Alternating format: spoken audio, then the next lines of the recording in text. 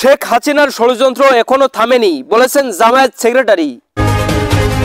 জামায়াতে ইসলামীর secretary general অধ্যাপক মিয়া গোলাম পরোয়ার বলেছেন, ফ্যাসিস্ট সরকারের ৩০০ আসনের এমপিরা এখনো পলাতক, তারপরও হাসিনার ষড়যন্ত্র এখনো থামেনি। দিল্লিতে বসে এদেশে অরাজকতার ষড়যন্ত্র নিয়ে ব্যস্ত।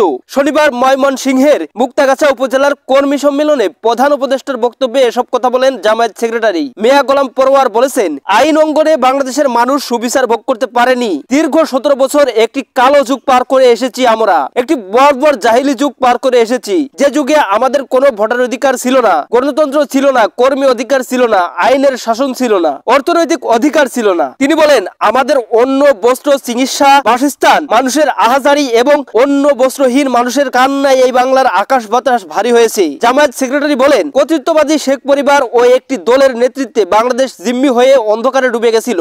আওয়ামী লীগের লোক না হলে চাকরি হবে না, তাদের ছেলে না হলে ব্যবসা হবে না, শেখ পরিবারের লোক না হলে ব্যবসা বাণিজ্যের কোনো নিরাপত্তা ছিল না। আমাদের সন্তানদের চাকরি বাকরি, রাজনৈতিক, অর্থনীতি সব তছনছ করে দেওয়া হয়েছে।